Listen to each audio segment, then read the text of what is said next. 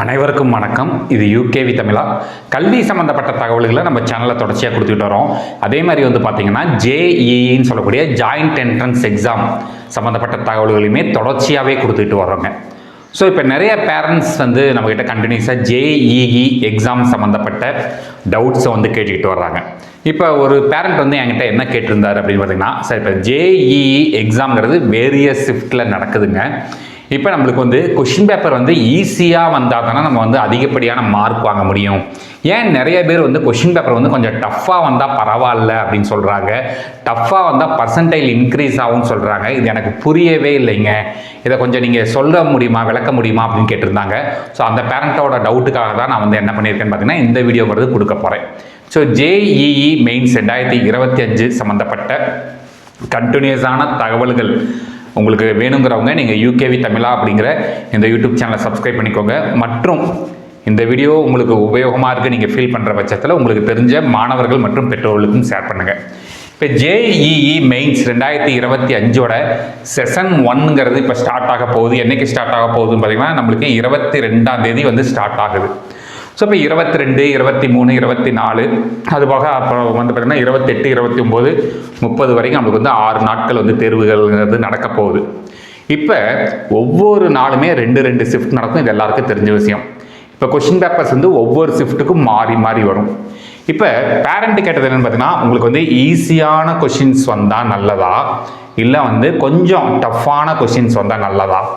ஏன்னா ஈஸியான கொஷின்ஸ் வருது, ஒரு ஷிஃப்ட்டுக்கு வருது அப்படிங்கிற பட்சத்தில் அங்கே எல்லாருமே நம்மளுக்கு அதிகப்படியான மார்க்ஸ் வாங்குறதுக்கான பாசிபிலிட்டிஸுங்கிறது இருக்குது. இப்போ எல்லாருமே நல்ல மார்க் வாங்கினா நல்லது தானே சார், இதில் என்ன சார் உங்களுக்கு பிரச்சனை அப்படின்ட்டு சில பேருக்கு கேட்கலாம்.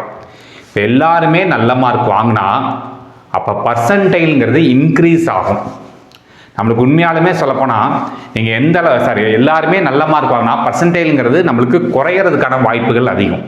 காரணம் என்ன அப்படின்னா, நீங்கள் மார்க்கு வேறு பர்சன்டேஜ் வேறு, இதை நிறைய பேர் போட்டு குழப்பிக்கிறாங்க.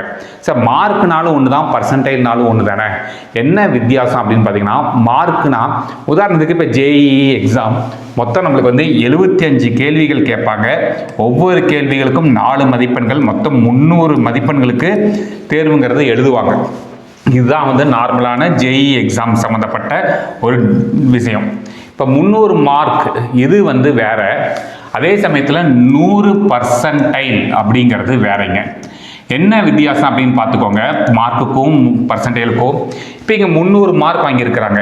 இப்போ ஒரு ஷிஃப்ட்டில் எழுதுறவங்களில் அதிகபட்சமாக ஒருத்தர் 260 மதிப்பெண்கள் வாங்கியிருந்தாருன்னா இதுதான் டாப் மோஸ்ட் மதிப்பெண்கள் அப்படின்னா இதை தான் அவங்க என்ன பண்ணிக்கிறாங்க பார்த்தீங்கன்னா 100% அப்படிங்கிறத கன்சிடர் பண்ணிக்கிடுவாங்க.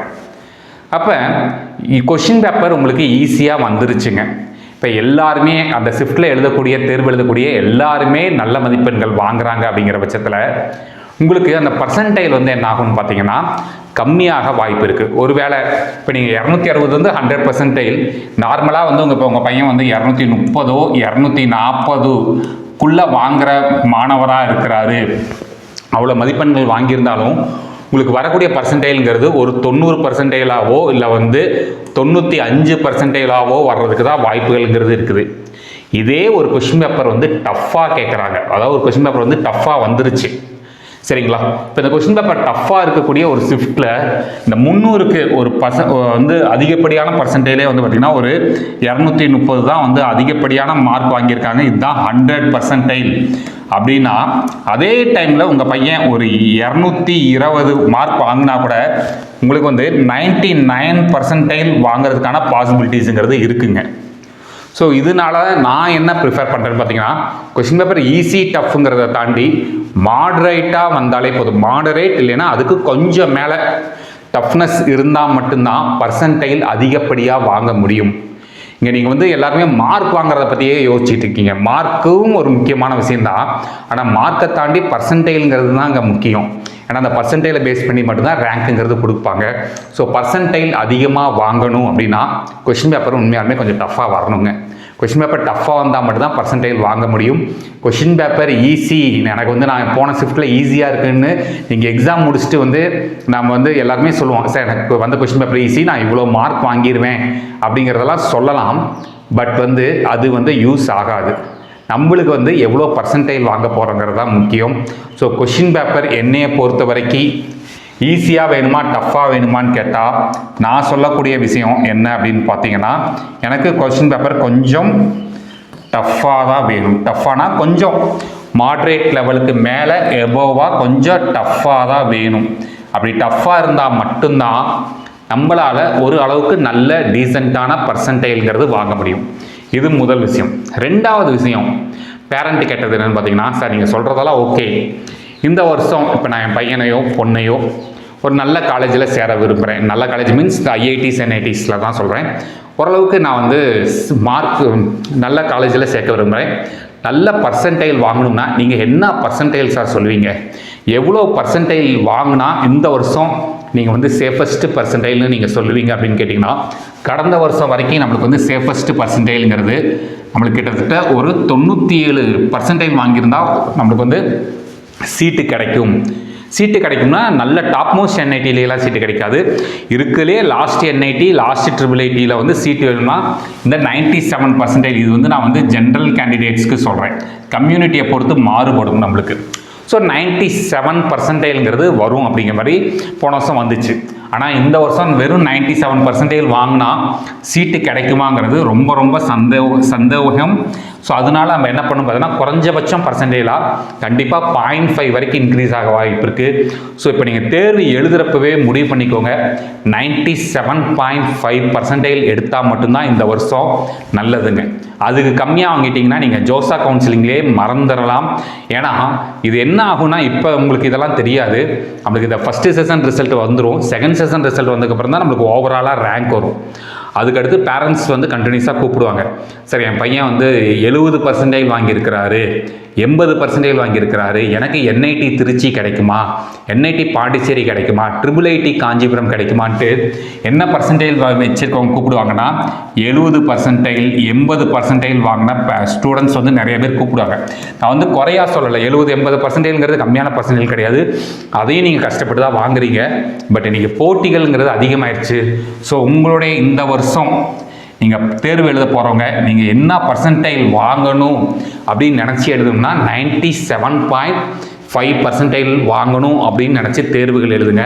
இப்போ 97.5% வாங்கணுங்கிறதெல்லாம் ஓகே சார். அப்போ எங்களுக்கு வந்து பர்சன்டேஜில் நாங்கள் தேர்வு எழுத போகிறது இல்லையே, நாங்கள் மார்க்குக்கு தானே தேர்வு எழுத போகிறோம். எத்தனை மார்க் வாங்கினா 97.5% வரும் அப்படின்னு பார்த்தீங்கன்னா, உங்களுக்கு குறைஞ்சபட்சம் 160 மதிப்பெண்கள் வாங்கினா 97.5% கிடைக்கிறதுக்கான வாய்ப்புகள் கொஞ்சம் அதிகப்படியாக இருக்குது. 160க்கு கீழே கம்மியாக முடிவு பண்ண வேண்டாம். 160ங்கிறது நான் 200க்கு சொல்லலை, 300 மதிப்பெண்களுக்கு 160 வாங்கினாலே 97% வரைக்கும் வாங்குறதுக்கான பாசிபிலிட்டிஸ் இருக்குது அப்படின்னு போன வருஷத்தோட பர்சன்டேஜ் மற்றும் சில ப்ரீவியஸ் இயர்ஸோட டேட்டாஸை வச்சு தான் நான் இதை சொல்கிறேன். இப்போ 160 மார்க் வாங்கணும்னா நம்ம எத்தனை கொஸ்டின் கரெக்டாக எழுதணும்னு பார்த்தீங்கன்னா, நம்ம வந்து 160 மார்க் வாங்குறதுக்கு நம்மளுக்கு குறைஞ்சபட்சம் 40 கேள்விகள் வந்து கரெக்டாக எழுதிக்கணும். அதாவது வித்தவுட் நெகட்டிவ் மார்க்கிங் சொல்கிறேன். நீங்கள் 40 கொஸ்டின் கரெக்டாக எழுதிட்டு 10 கொஸ்டின் தப்பாக எழுதியிருந்தீங்கன்னா யூஸ் கிடையாது. முடிஞ்ச அளவுக்கு ஜேஇயில் எல்லா கொஸ்டினும் அட்டன் பண்ணணும்னு முயற்சி பண்ண வேண்டாம். உங்களுக்கு உண்மையாலுமே நல்லா தெரிஞ்சால் மட்டும், இதுதான் ஆன்சர்னு கன்ஃபார்மாக தெரிஞ்சால் மட்டும் அட்டன் பண்ணுங்கள். ஏன்னா நிறைய பேர் என்ன பண்ணுறாங்கன்னு பார்த்தீங்கன்னா, நான் 75க்கு 75 கொஷினும் நான் அட்டன் பண்ணி நான் வந்து ஃபுல் சாட்டிஸ்ஃபைடாக வெளியே வரணும்னு நினைக்கிறீங்க. அப்படி 75க்கு 75 கொஷின்ஸ் அட்டன் பண்ணி கம்மியான பர்சன்டேஜ் வாங்கினவங்களும் இருக்காங்க. வெறும் 40 கேள்விகள் மட்டும் அட்டன் பண்ணி 97% வாங்கிட்டு நல்ல காலேஜில் சீட்டு கிடைச்சவங்களும் இருக்கிறாங்க. ஸோ இதுதான் வித்தியாசம். இதை புரிஞ்சுக்கோங்க. இந்த மாதிரி உங்களுக்கு ஜேஇ எக்ஸாம் சம்மந்தப்பட்ட ஸ்ட்ராட்டஜிஸ் வேணுங்கிறவங்க, ஜேஇ எக்ஸாம் சம்மந்தப்பட்ட தகவல்கள், ஜோசா கவுன்சிலிங் சம்மந்தப்பட்ட தகவல்கள் வேணுங்கிறவங்க நீங்கள் UK with தமிழா அப்படிங்கிற இந்த யூடியூப் சேனலை சப்ஸ்கிரைப் பண்ணிக்கோங்க. மற்றும் இந்த வீடியோ உபயோகமாக இருக்குது நீங்கள் ஃபீல் பண்ணுற பட்சத்தில் உங்களுக்கு தெரிஞ்ச மாணவர்கள் மற்றும் பெற்றோர்களுக்கு இந்த வீடியோ ஷேர் பண்ணுங்கள். மிகவும் நன்றி.